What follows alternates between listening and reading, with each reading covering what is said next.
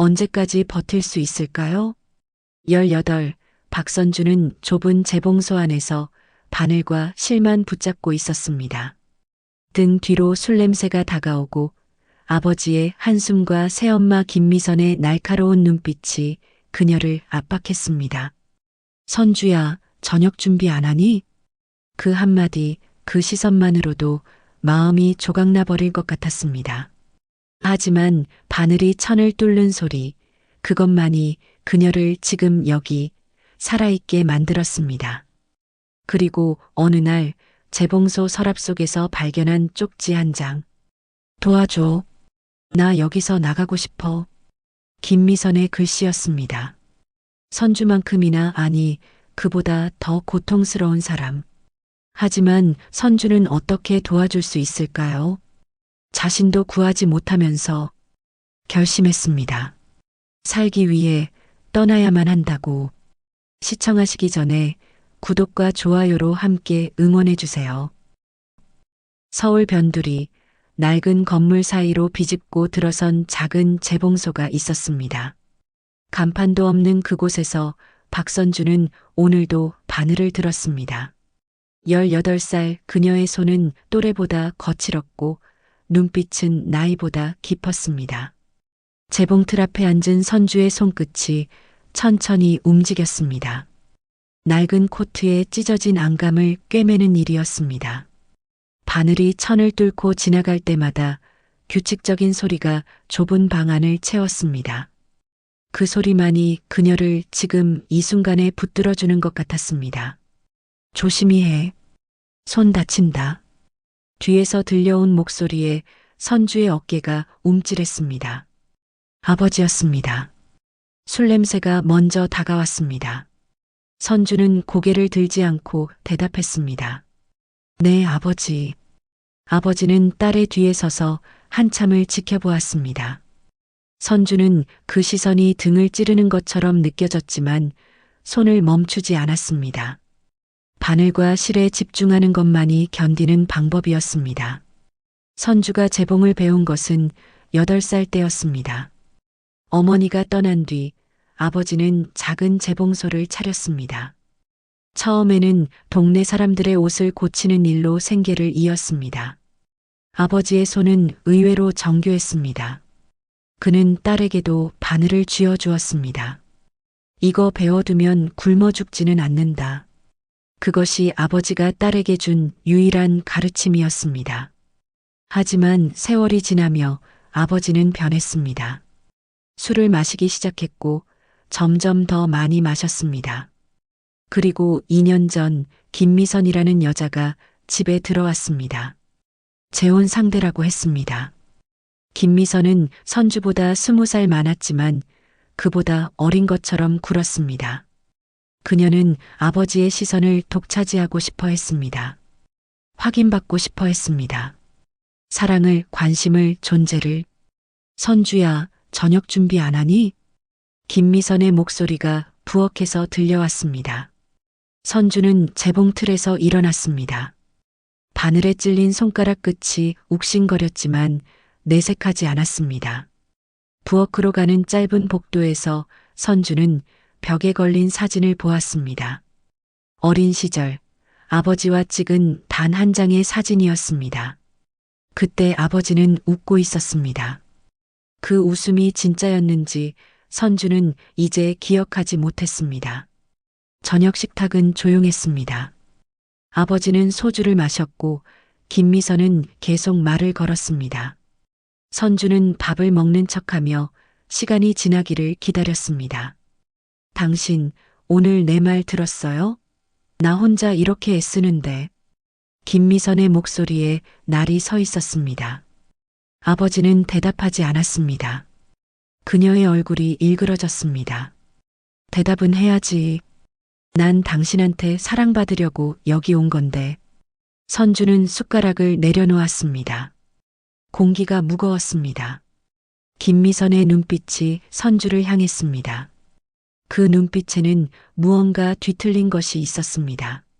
질투 같은 것, 증오 같은 것이 섞여 있었습니다. 너는 좋겠다. 피로 이어진 사이니까. 그 말을 남기고 김미선은 자리에서 일어났습니다. 선주는 고개를 숙인 채 아무 말도 하지 못했습니다.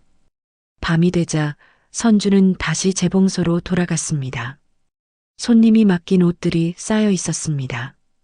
그녀는 하나씩 펼쳐 살폈습니다. 찢어진 곳, 해진 곳, 단추가 떨어진 곳, 모두 고칠 수 있는 것들이었습니다. 바늘을 들고 실을 깨었습니다. 형광등 불빛 아래에서 은색 바늘이 반짝였습니다. 선주는 천천히 바늘을 움직였습니다. 한 땀 한 땀 정성을 다해 꿰매 나갔습니다. 이것이 그녀가 세상과 연결된 유일한 방식이었습니다. 부서진 것을 고치고 해진 것을 이어붙이는 일. 하지만 정작 자신의 조각난 마음은 어떻게 꿰맬 수 있는지 알지 못했습니다. 창밖으로 빗소리가 들려왔습니다. 선주는 잠시 손을 멈추고 창을 바라보았습니다. 어둠 속에서 빗줄기가 가늘게 내려앉았습니다. 그녀는 문득 생각했습니다. 이 비가 모든 것을 씻어줄 수 있을까? 아버지의 술 냄새도, 김미선의 뒤틀린 시선도, 자신의 두려움도. 하지만 빗소리는 그저 빗소리일 뿐이었습니다. 선주는 다시 바늘을 들었습니다. 오늘도 내일도 그녀는 이렇게 바늘과 실을 잡을 것이었습니다. 그것만이 그녀가 아는 유일한 생존 방식이었습니다. 복도 저편에서 누군가의 발소리가 들려왔습니다. 무겁고 느린 발소리. 선주의 손이 미세하게 떨렸습니다. 바늘 끝이 손가락을 스쳤지만 그녀는 내색하지 않았습니다. 문고리가 천천히 돌아갔습니다. 문이 열렸습니다. 김미선이었습니다. 아직도 바느질하니?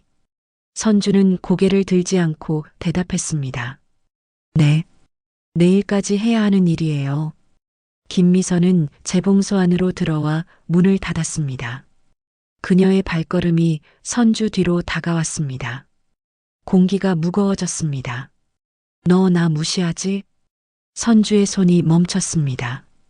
심장이 빠르게 뛰기 시작했습니다. 아니에요. 그런 적 없어요. 거짓말. 넌 날 항상 그런 눈으로 봐. 마치 내가 여기 있으면 안 되는 사람처럼. 선주는 천천히 몸을 돌렸습니다. 김미선의 얼굴은 창백했고 눈은 충혈되어 있었습니다. 그녀도 술을 마신 것 같았습니다. 그렇게 생각한 적 없어요. 정말이에요. 정말? 김미선이 비웃었습니다. 그 웃음 속에는 무언가 부서진 것이 섞여 있었습니다. 너희 아버지는 날 사랑하지 않아. 알아? 난 매일 확인해야 해.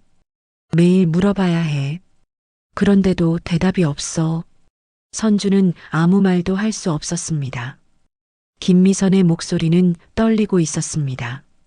넌 좋겠다. 그냥 있어도 피가 이어져 있으니까. 넌 아무것도 안 해도 그 사람 딸이잖아. 김미선이 한 걸음 더 다가왔습니다.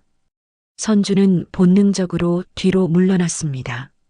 등이 재봉틀에 닿았습니다. 나도 힘들어요. 선주의 목소리가 나왔습니다. 작고 떨리는 목소리였습니다. 힘들어? 내가? 김미선의 손이 빠르게 움직였습니다. 재봉틀 위에 있던 가위를 집어들었습니다. 선주의 숨이 멎었습니다. 다들 자기가 제일 힘들대. 나만 빼고.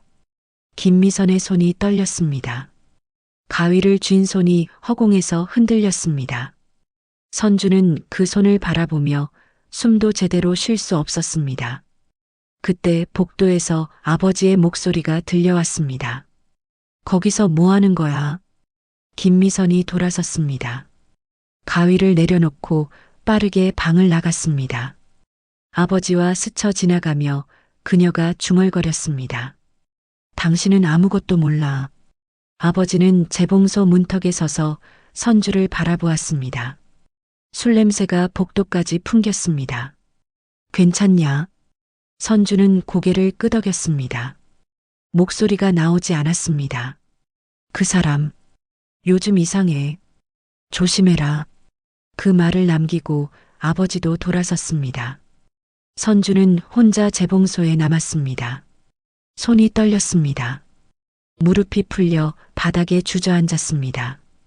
가슴이 터질 것처럼 뛰었습니다. 숨을 크게 들이마셨지만 공기가 제대로 들어오지 않는 것 같았습니다. 한참을 그렇게 앉아 있다가 선주는 천천히 일어났습니다. 재봉틀 앞으로 돌아갔습니다. 하지만 바늘을 쥔 손은 계속 떨렸습니다.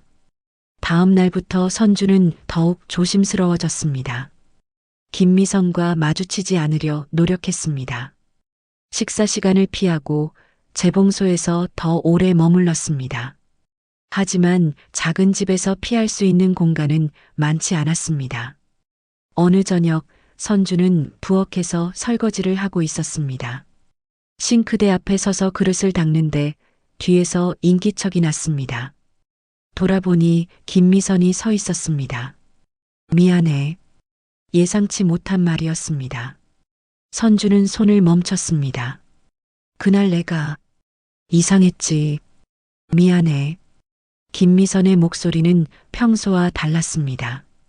조용하고 지쳐 있었습니다. 선주는 조심스럽게 대답했습니다. 괜찮아요. 괜찮을 리가 없지. 나도 알아. 김미선이 식탁에 앉았습니다. 그녀의 얼굴은 수척했습니다. 나도 어릴 때 이런 집에서 살았어.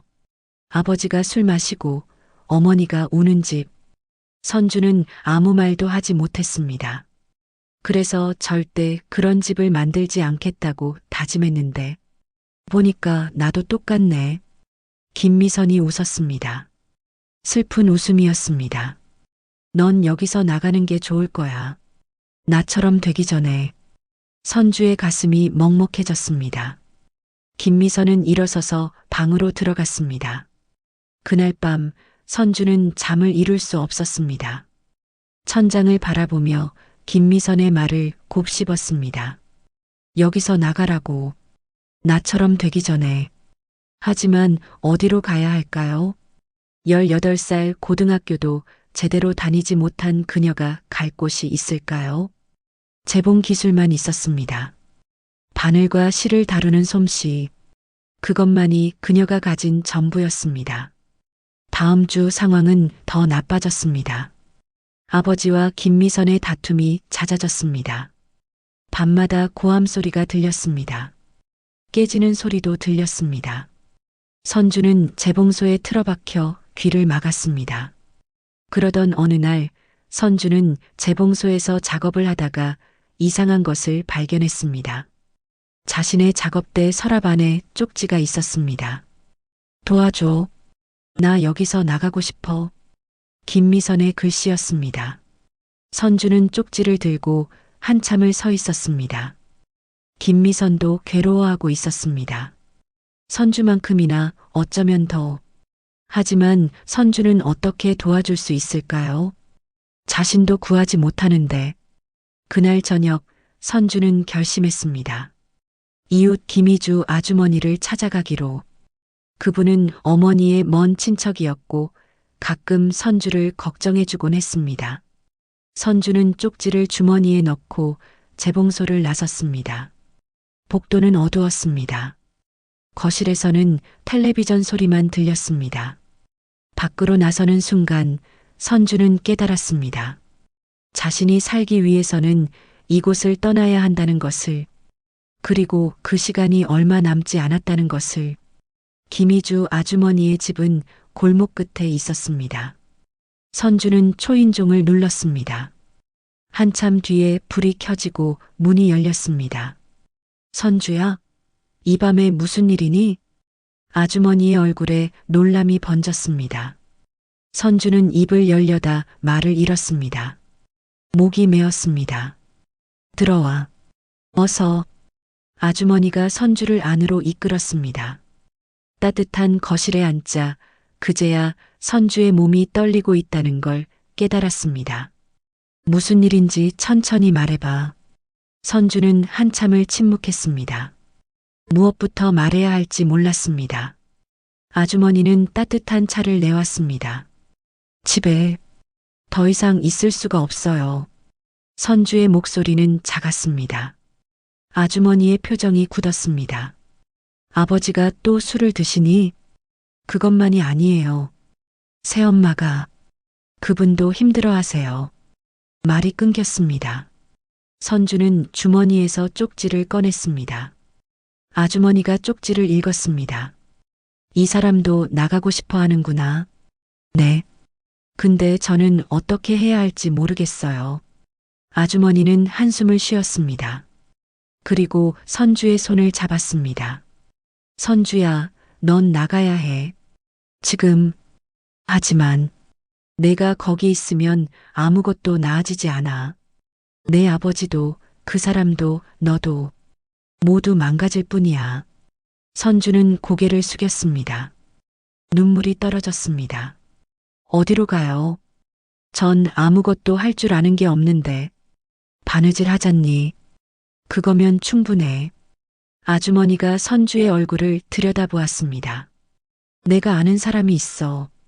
서울 외곽에서 작은 의류 수선집을 해. 거기 일손이 필요하대. 내일 당장 연락해 볼게. 선주는 아주머니를 바라보았습니다. 희미한 희망이 보였습니다. 정말 괜찮을까요? 괜찮아. 넌 할 수 있어. 그날 밤 선주는 아주머니 집에서 잤습니다. 오랜만에 편안한 잠자리였지만 잠은 오지 않았습니다. 천장을 보며 생각했습니다. 정말 떠날 수 있을까? 아버지를 두고 갈 수 있을까? 다음 날 아침 선주는 집으로 돌아갔습니다. 조용했습니다. 아버지는 아직 자고 있었고 김미선의 방문도 닫혀 있었습니다. 선주는 재봉소로 들어가 자신의 물건을 챙기기 시작했습니다. 많지 않았습니다. 옷 몇 벌, 바느질 도구, 어머니의 사진 한 장. 서랍을 열다가 선주는 멈췄습니다. 어린 시절 아버지가 만들어준 작은 헝겊 인형이 있었습니다. 색이 바랬고 솜이 조금 빠져나왔지만 여전히 그곳에 있었습니다. 선주는 인형을 집어들었습니다. 그때는 아버지도 다른 사람이었습니다. 웃을 줄 알았고 딸을 안아줄 줄 알았습니다. 뭐하니? 뒤에서 목소리가 들렸습니다. 아버지였습니다. 선주는 인형을 내려놓았습니다. 짐을 정리하고 있어요. 짐? 아버지가 방 안을 둘러보았습니다. 가방에 담긴 물건들을 보았습니다. 어디 가려고? 잠깐. 아주머니 댁에 갈 거예요. 거짓말이었습니다. 아버지는 선주를 빤히 보았습니다. 나가려는 거지. 선주는 대답하지 못했습니다. 아버지가 한 걸음 다가왔습니다. 너까지 나가면 나는 어떡하라고. 아버지, 내 엄마도 나갔어. 이제 너까지. 아버지의 목소리에 무언가가 부서지는 소리가 섞여 있었습니다. 선주의 가슴이 아팠습니다. 미안해요. 하지만 전 여기 있을 수 없어요. 왜? 내가 뭘 잘못했는데? 선주는 아버지를 똑바로 보았습니다. 아버지는 저를 보지 않아요. 한 번도 제대로 본 적이 없어요. 뭐? 저는 여기 있었어요. 계속. 근데 아버지는 술만 드시고 그 사람 눈치만 보고. 선주의 목소리가 떨렸습니다. 전 18살이에요. 근데 느껴요. 여기 더 있으면 저도 무너진다는 걸. 아버지는 아무 말도 하지 않았습니다. 그의 얼굴은 창백했습니다. 한참의 침묵 뒤 아버지가 돌아섰습니다. 가고 싶으면 가. 그리고 방을 나갔습니다. 선주는 그 자리에 서서 떨고 있었습니다. 눈물이 났지만 닦지 않았습니다. 오후가 되어 아주머니에게서 전화가 왔습니다. 선주야, 됐어. 내일부터 나와도 된대. 숙소도 제공한대. 정말요? 응. 준비해. 내일 아침 일찍 데리러 갈게. 전화를 끊고 선주는 가만히 앉아 있었습니다. 현실이 실감나지 않았습니다. 저녁이 되었습니다. 식탁에는 세 사람이 앉았습니다. 아무도 말이 없었습니다. 김미선이 먼저 입을 열었습니다. 나가는구나. 선주는 고개를 끄덕였습니다. 잘 됐네. 너라도 나가. 김미선이 웃었습니다. 쓸쓸한 웃음이었습니다. 나도 나갈 거야. 곧 아버지가 잔을 탁 내려놓았습니다. 다들 나한테서 도망치는구나. 도망이 아니에요, 아버지. 선주가 말했습니다. 그럼 뭔데? 생존이에요. 아버지는 더 이상 아무 말도 하지 않았습니다. 그날 밤 선주는 마지막으로 재봉소에 앉았습니다. 바늘과 실을 만지작거렸습니다. 이곳에서의 마지막 밤이었습니다. 문득 김미선이 들어왔습니다. 손에 작은 봉투를 들고 있었습니다. 이거 받아. 이게 뭐예요? 돈. 많지는 않지만 내가 쓸 때 있을 거야. 선주는 봉투를 보았습니다. 받을 수 없었습니다. 됐어요. 언니가 쓰세요. 난 쓸 데 없어. 넌 새로 시작해야 하잖아.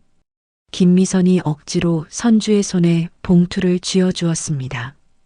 미안해, 너에게 못되게 굴어서. 아니에요. 너는 착하다. 나보다 훨씬. 김미선이 돌아서려다 멈췄습니다. 행복해야 해. 알았지? 선주는 고개를 끄덕였습니다. 김미선이 나가고 선주는 혼자 남았습니다. 새벽이 되어 선주는 가방을 들었습니다. 마지막으로 재봉소를 둘러보았습니다. 낡은 재봉틀, 쌓인 천 조각들, 형광등 불빛. 이곳에서 보낸 시간들이 스쳐 지나갔습니다. 선주는 문을 닫고 집을 나섰습니다. 아주머니가 골목 어귀에서 기다리고 있었습니다. 준비됐니? 네. 그럼 가자. 선주는 뒤를 돌아보지 않았습니다. 앞만 보고 걸었습니다. 새로운 삶이 기다리고 있었습니다. 두렵지만 동시에 희망도 있었습니다. 바늘과 실을 쥔 손은 이제 떨리지 않았습니다. 버스는 2시간을 달렸습니다. 선주는 창밖을 보았습니다. 서울의 건물들이 점점 낮아지고 하늘이 넓어졌습니다. 곧 도착해. 김희주 아주머니가 말했습니다. 선주는 고개를 끄덕였습니다. 버스에서 내리자 공기가 달랐습니다. 조용했고 차가웠습니다. 하지만 답답하지 않았습니다. 여기야. 아주머니가 가리킨 곳은 2층짜리 작은 건물이었습니다. 1층에는 명성수선이라는 간판이 걸려 있었습니다. 문을 열고 들어가자 재봉틀 돌아가는 소리가 들렸습니다. 낯익은 소리였습니다. 선주의 마음이 조금 풀렸습니다. 왔어요? 안쪽에서 40대 정도의 여자가 나왔습니다. 단정한 인상이었습니다. 네, 사장님. 이 아이가 제가 말씀드린 선주예요. 그래요? 어서 와요. 사장님은 선주를 위아래로 훑어보았습니다. 날카롭지 않은 시선이었습니다. 손 좀 보여줄래요? 선주는 손을 내밀었습니다. 사장님이 선주의 손을 잡았습니다. 바느질 많이 했네요. 손가락 끝에 굳은 살을 보고 말했습니다. 네. 어릴 때부터요. 좋아요. 일단 해보고 맞으면 계속 일하죠. 감사합니다. 사장님은 선주를 2층으로 안내했습니다. 작은 방이 2개 있었습니다. 여기서 지내면 돼요. 밥은 아래에서 같이 먹고. 네. 힘들면 언제든 말해요. 알았죠? 네, 감사합니다. 선주는 방에 짐을 풀었습니다. 작은 방이었지만 깨끗했습니다. 창문으로 햇빛이 들어왔습니다. 선주는 창가에 서서 밖을 보았습니다. 낮은 건물들, 좁은 골목, 지나가는 사람들. 모든 것이 새로웠습니다. 그날 저녁 선주는 사장님과 함께 밥을 먹었습니다. 사장님은 박정숙이라고 했습니다. 혼자 사세요? 선주가 조심스럽게 물었습니다. 응. 남편이 일찍 갔어요. 죄송해요. 괜찮아요. 이제 익숙해요. 정숙은 담담하게 말했습니다. 이 일 시작한 지 10년 됐어요. 처음엔 힘들었는데 이제는 좋아요. 혼자 다 하세요? 그랬죠. 근데 이제 당신이 왔잖아요. 정숙이 웃었습니다. 따뜻한 웃음이었습니다. 다음 날부터 선주는 일을 시작했습니다. 처음에는 단순한 일이었습니다. 단추 달기, 밑단 수선, 지퍼 교체. 선주의 손은 익숙하게 움직였습니다. 정숙이 그 모습을 보았습니다. 잘하네요. 감사합니다. 아니, 정말이에요. 손이 참 정직해요. 선주는 처음으로 칭찬을 들었습니다. 가슴이 뜨거워졌습니다. 일주일이 지났습니다. 선주는 점점 적응했습니다. 아침에 일어나 재봉소로 내려가고 저녁에 밥을 먹고 밤에 방으로 돌아오는 일상. 단순했지만 평화로웠습니다. 어느 날 저녁 정숙이 물었습니다. 집에는 연락 안 해요? 선주는 젓가락을 멈췄습니다. 아직은요. 가족 걱정하시겠어요. 아마 안 할 거예요. 선주의 목소리는 작았습니다. 정숙은 더 묻지 않았습니다. 한 달이 지났습니다. 선주는 이제 혼자서도 복잡한 수선을 할 수 있었습니다. 정숙은 점점 많은 일을 맡겼습니다. 이 코트 좀 봐줄래요? 안감을 갈아야 하는데. 네. 선주는 코트를 펼쳤습니다. 낡았지만 좋은 천이었습니다. 조심스럽게 안감을 뜯어내고 새 천을 재단했습니다. 며칠 후 손님이 코트를 찾으러 왔습니다. 선주가 수선한 코트를 보고 감탄했습니다. 와, 새 옷 같네요. 마음에 드세요? 정숙이 물었습니다. 네, 정말 잘 됐어요. 누가 하신 거예요? 이 친구가요. 정숙이 선주를 가리켰습니다. 손님이 선주를 보았습니다. 고마워요. 진짜 잘했어요. 선주는 처음으로 손님에게 직접 감사 인사를 들었습니다. 얼굴이 뜨거워졌습니다. 천만에요. 손님이 돌아가고 정숙이 말했습니다. 봤죠? 당신 실력 좋아요. 아직 멀었어요. 아니에요. 자신감 가져요. 선주는 고개를 숙였습니다. 하지만 입가에 미소가 번졌습니다. 계절이 바뀌었습니다. 가을이 왔습니다. 선주는 이제 이곳 생활에 완전히 적응했습니다. 단골 손님들도 생겼습니다. 선주를 찾는 손님도 있었습니다. 선주 씨 있어요? 네, 여기 있어요. 지난번에 수선한 거 너무 좋았어요. 이것도 부탁해요. 감사합니다. 언제까지 필요하세요? 선주는 이제 손님과 자연스럽게 대화했습니다. 어느 일요일 정숙이 선주를 데리고 시장에 갔습니다. 천을 사러 가는 길이었습니다. 이것도 보고 저것도 보고 해요. 눈을 키워야 해요. 네. 시장에는 천이 가득했습니다. 무늬도 색깔도 질감도 다양했습니다. 선주는 천을 만지며 배웠습니다. 이 천은 옷감으로 좋아요. 질기고 부드러워요. 네. 그리고 이건 커튼용이고요. 정숙은 하나하나 설명했습니다. 선주는 귀담아 들었습니다. 돌아오는 길에 정숙이 말했습니다. 선주 씨, 기술 더 배우고 싶어요? 네. 학원 같은 데 다니면 어때요? 양재 기술 제대로 배우면 나중에 도움 될 거예요. 선주는 생각했습니다. 비용이? 걱정 마요. 제가 도와줄게요. 나중에 천천히 갚으면 돼요. 정말요? 응. 당신 재능 아까워요. 더 배워야 해요. 선주는 가슴이 벅찼습니다. 감사합니다, 사장님. 괜찮아요. 우리 서로 돕는 거죠. 그렇게 선주는 저녁반 학원에 다니기 시작했습니다. 일이 끝나면 학원으로 갔습니다. 패턴 그리기, 재단 기술, 봉제 방법을 배웠습니다. 처음에는 어려웠습니다. 하지만 선주는 포기하지 않았습니다. 잘하고 있어요. 선생님이 말했습니다. 감사합니다. 기초가 탄탄해요. 누구한테 배웠어요? 아버지한테요. 선주는 대답하고 나서 멈췄습니다. 오랜만에 아버지를 떠올렸습니다. 그날 밤 선주는 방에서 편지를 썼습니다. 아버지께 잘 지내고 있어요. 걱정 마세요. 선주 올림. 짧은 편지였습니다. 하지만 선주는 한참을 고민하다 편지를 보내지 않기로 했습니다. 아직은 아니었습니다. 6개월이 지났습니다. 선주는 학원을 수료했습니다. 수료증을 받고 돌아오는 길에 정숙이 축하해 주었습니다. 잘했어요. 사장님 덕분이에요. 아니에요. 당신이 노력한 거죠. 두 사람은 웃었습니다. 그날 오후 손님 한 명이 가게로 들어왔습니다. 30대 초반의 남자였습니다. 양복 수선 되나요? 네, 됩니다. 정숙이 대답했습니다.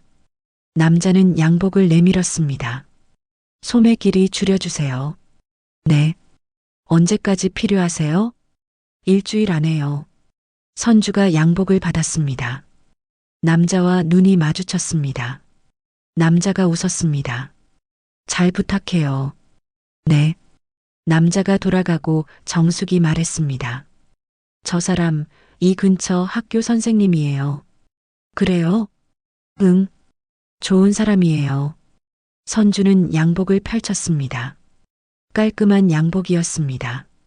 일주일 후 남자가 다시 왔습니다. 선주가 수선한 양복을 입어보았습니다. 딱 맞네요. 감사합니다. 천만에요. 혹시 이름이 선주요. 박선주. 저는 이희순이에요. 또 올게요. 희순이 웃으며 가게를 나갔습니다.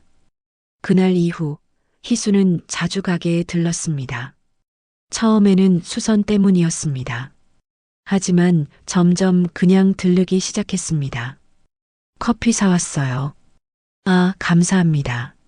선주는 조심스럽게 커피를 받았습니다. 두 사람은 조금씩 가까워졌습니다. 대화를 나누고 웃음을 나눴습니다. 어느 날 희순이 물었습니다. 선주 씨, 언젠가 저녁같이 먹을 수 있을까요? 선주는 멈칫했습니다. 가슴이 두근거렸습니다. 괜찮으시면요. 네. 좋아요. 그렇게 선주의 새로운 삶이 시작되었습니다. 바늘과 실로 시작했던 삶에 새로운 실이 더해졌습니다. 희망이라는 이름의 실이었습니다. 결혼식은 작았습니다. 교회 작은 예배당에서 가까운 사람들만 모였습니다. 선주는 하얀 드레스를 입었습니다. 자신이 직접 만든 드레스였습니다. 이희수는 선주의 손을 잡았습니다. 그의 손은 따뜻했습니다. 선주는 그 온기가 낯설지 않았습니다. 잘 부탁해요. 저야말로. 두 사람은 웃었습니다. 김희주 아주머니가 눈물을 닦았습니다. 그날 이후 선주의 삶은 천천히 변했습니다. 신혼집은 작았지만 햇살이 잘 들었습니다. 선주는 창가에 작은 재봉틀을 놓았습니다. 아침마다 그곳에 앉아 바늘을 들었습니다. 희수는 출근 전에 항상 선주의 어깨에 손을 얹었습니다. 오늘도 고생 많아요. 당신도요. 짧은 대화였지만 그 안에 따뜻함이 있었습니다. 결혼 이듬해 첫 아들이 태어났습니다. 작고 빨간 얼굴의 아기였습니다. 선주는 아기를 안고 한참을 울었습니다. 왜 울어요? 희순이 물었습니다. 행복해서요. 그럼 웃어야죠. 이것도 웃는 거예요. 선주는 아기를 보며 다짐했습니다. 이 아이에게는 따뜻한 집을 만들어주겠다고. 웃음이 있는 집, 안전한 집을. 2년 뒤 둘째가, 다시 2년 뒤 셋째가 태어났습니다. 그리고 마지막으로 넷째. 내 아들이 있는 집은 시끌벅적했습니다. 엄마, 형이 내 장난감 가져갔어. 엄마, 배고파. 엄마, 이거 어떻게 해? 온종일 엄마를 불렀습니다. 선주는 바빴지만 행복했습니다. 저녁이면 5식구가 식탁에 둘러앉았습니다. 밥을 먹고 이야기를 나눴습니다. 학교 이야기, 친구 이야기, 사소한 일상. 오늘 학교에서 선생님이 칭찬했어요. 둘째가 자랑스럽게 말했습니다. 뭘로? 그림을요. 엄마가 바느질하는 거 그렸어요. 선주는 웃었습니다. 그래, 나중에 보여줘. 아이들은 자라면서 어머니의 일을 자연스럽게 배웠습니다. 선주는 아이들에게 바늘 쥐는 법을 가르쳤습니다. 이렇게 잡는 거야. 손가락 끝으로. 엄마 아파. 처음엔 다 그래. 천천히 해. 큰아들이 제일 먼저 단추를 다는 법을 익혔습니다. 둘째는 천을 자르는 것을 좋아했습니다. 셋째와 넷째는 아직 어렸지만 실을 감는 일을 도왔습니다. 엄마, 바느질하면 뭐가 좋아요? 어느 날 셋째가 물었습니다. 선주는 잠시 생각했습니다. 부서진 걸 고칠 수 있잖아. 그게 좋아요? 응, 아주 좋지. 선주는 아이의 머리를 쓰다듬었습니다. 세월이 흘렀습니다. 아이들은 자라 청년이 되었습니다. 각자 길을 찾았습니다. 큰아들은 회사에, 둘째는 선생님이, 셋째는 작은 사업을, 넷째는 대학에 다녔습니다. 하지만 명절이면 모두 모였습니다. 선주와 희순의 집에 모여 밥을 먹고 이야기를 나눴습니다. 엄마 손맛이 역시 최고야. 그래, 더 먹어. 아버지는 요즘 어떠세요? 좋지. 매일 산책하고. 희수는 나이가 들어도 건강했습니다. 여전히 선주의 손을 잡고 걸었습니다. 어느 봄날 큰아들이 아기를 데리고 왔습니다. 선주의 첫 손주였습니다. 어머니, 이거 우리 딸이에요. 선주는 아기를 안았습니다. 작고 따뜻한 무게. 오래전 자신의 아이들을 안았던 그 느낌. 예쁘다. 엄마 닮았죠? 그래. 많이 닮았어. 선주는 손주를 보며 생각했습니다. 이 아이도 행복하게 자랄 것이라고, 사랑받으며 자랄 것이라고. 손주가 5살이 되던 해, 선주는 아이에게 바늘을 쥐어주었습니다. 할머니, 이건 뭐예요? 바늘이야. 이걸로 옷을 꿰매는 거지. 저도 할 수 있어요? 그럼. 할머니가 가르쳐 줄게. 선주는 손주의 작은 손을 잡았습니다. 함께 천을 꿰맸습니다. 서툴렀지만 손주는 집중했습니다. 할머니, 재미있어요. 그래, 다행이다. 할머니는 언제부터 이거 했어요? 선주는 잠시 멈췄습니다. 오래전 기억이 떠올랐습니다. 어두운 재봉소, 떨리는 손, 두려움. 아주 오래전부터. 왜 시작했어요? 살아야 했으니까. 손주는 고개를 갸웃했습니다. 아직 이해하기엔 어린 나이였습니다. 나중에 크면 알게 될 거야. 선주는 손주의 머리를 쓰다듬었습니다. 저녁이 되어 온 가족이 모였습니다. 식탁은 음식으로 가득했습니다. 아들들과 며느리들, 손주들까지 10명이 넘는 사람들이 둘러앉았습니다. 건배. 희순이 잔을 들었습니다. 모두 따라 잔을 들었습니다. 이렇게 다 같이 모이니 좋네요. 큰 며느리가 말했습니다. 그러게. 우리 자주 모이자. 네, 아버님. 밥을 먹으며 이야기꽃이 피었습니다. 웃음소리가 집안을 채웠습니다. 선주는 그 광경을 바라보았습니다. 이것이 자신이 만든 세계였습니다. 바늘과 실로 시작했던 삶이 이렇게 커졌습니다. 밤이 되어 손님들이 돌아가고 선주와 희순만 남았습니다. 설거지를 끝내고 소파에 앉았습니다. 피곤하죠? 희순이 물었습니다. 아니요. 행복해요. 저도요. 희순이 선주의 손을 잡았습니다. 주름진 손이었지만 여전히 따뜻했습니다. 당신 만나길 잘했어요. 선주가 말했습니다. 저도요. 덕분에 살았어요. 무슨 소리? 당신 스스로 살아낸 거죠. 선주는 고개를 저었습니다. 아니에요. 혼자였으면 못했을 거예요. 희수는 선주를 안았습니다. 선주는 그 품에서 눈을 감았습니다. 오래전 그 밤이 떠올랐습니다. 떨리는 손으로 가방을 들고 집을 나섰던 날. 두려웠지만 걸었던 그 길. 그 길이 여기까지 이어졌습니다. 다음 날 아침 선주는 창가에 앉았습니다. 재봉틀 앞에 앉아 천을 펼쳤습니다. 손주가 찢어온 인형을 고치는 일이었습니다. 바늘을 들었습니다. 실을 깨었습니다. 한 땀 한 땀 정성스럽게 꿰맸습니다. 햇살이 들어왔습니다. 따뜻한 빛이 선주의 손을 비쳤습니다. 바늘이 천을 뚫고 지나갔습니다. 실이 그 뒤를 따랐습니다. 부서진 것이 이어졌습니다. 조각난 것이 하나가 되었습니다. 선주는 미소 지었습니다. 여전히 바늘과 실을 쥐고 있었지만 이제 손은 떨리지 않았습니다. 인형을 다 고치고 선주는 창밖을 보았습니다. 봄바람이 불었습니다. 새로운 계절이 왔습니다.